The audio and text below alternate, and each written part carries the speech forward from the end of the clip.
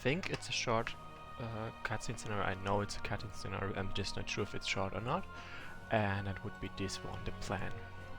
And it's scenario 21. And after this, after this, there's only the final scenario left, which I'm gonna stream on Friday, at the same time. Then, actually, let's just go. Like, no, just a short recap.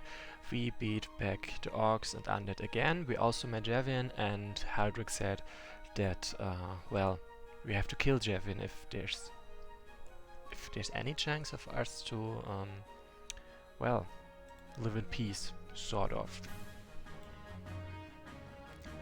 Like, the other people, for example, just then raised a couple of counterpoints as to why that would possibly not solve their problems, or if that's even possible at all.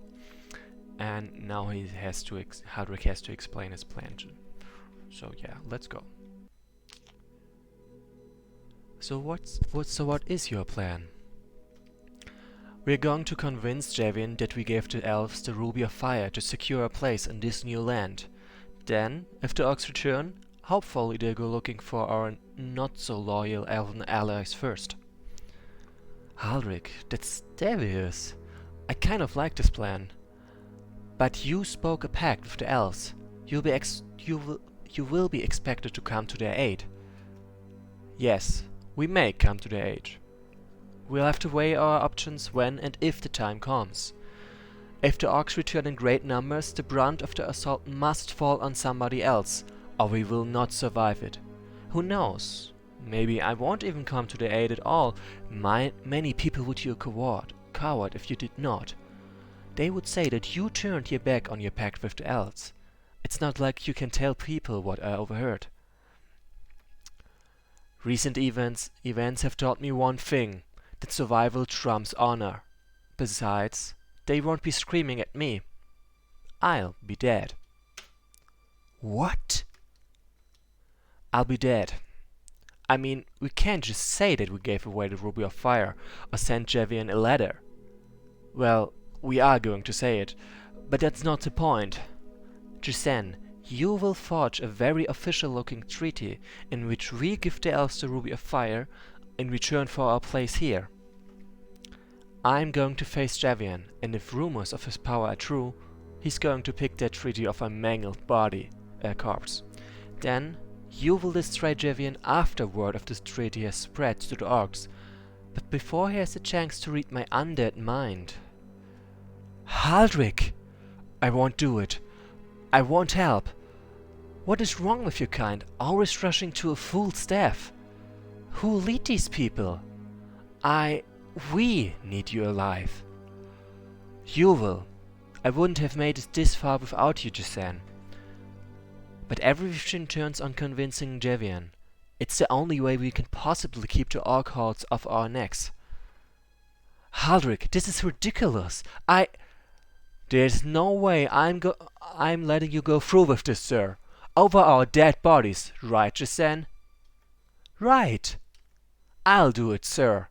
I sacrifice myself to plant a false treaty. No, I can't ask you to do this. You've denied me honorable death twice already. Once when you arrived at Clearwater Port, and once again when your ships rescued me. I'll not be denied in this a third time.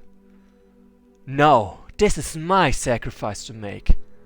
Sir, my family has been slaughtered and my home lost. All I long for is to join them. Give me this honorable death.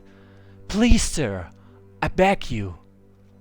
After this conflict is over, I'll have to suffer through the long years alone, with no honorable way of joining them. I want to look that monster Javian in the eye before I go. I won't be denied. Very well, if you can't be deterred. Remember, you must be slain by the hand of Javian himself. We can't have an illiterate orc or mindless skeleton getting the treaty. We will honor your sacrifice. Honor me by destroying Javian, preferably before you can unnatural things to me. I want to rest in the ground, not be some mindless undead slave for all eternity. We'll make sure. I promise. We'll have to be careful to let one of the Orcish leaders escape back to the Green Isle with the knowledge that the elves have the Ruby of Fire. Sheesh. What is your kind's infatuation with rushing to an honorable death? So yeah, and that's the scenario. That was the cutscene scenario. And hi Discussion and hi Yalta, and well, I couldn't really talk while I was streaming. And yeah, that's pretty much all it is already. After this, there's really only the finale left, as I said, on Friday then, not today. For now, thanks for watching. I hope this also cleared up why Haldrick, or maybe to spell it out, Haldrick had Jasan hide the Ruby of Fire away after they met the elves, and before they encountered Javian again.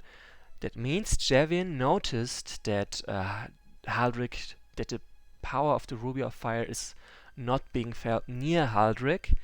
His first conclusion was that Haldrick learned to hide the power of the Ruby, but now this was actually so Haldrick could claim that he gave the Ruby of Fire away, because obviously if he had a Ruby of Fire he would be carrying it around to fight, and the only reason why he wouldn't have it with him, in Javian's mind at least, or anyone who knows about the Ruby of Fire pretty much, the only reason why he would not have the Ruby of Fire would be that he gave it to someone else. For example, the elves, as he's gonna claim it. And he doesn't know how to hide the power of the Ruby of Fire, so he actually had to place it somewhere else, somewhere where he knows that no people are gonna find it anytime soon. Right, and that's why he had Jasan hide the Ruby of Fire inside the troll hole.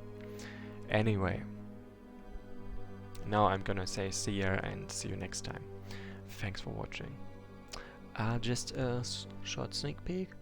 Like, this is what the map looks like. One orc there, another one, and this is Javian. The final confrontation. But next time. See you.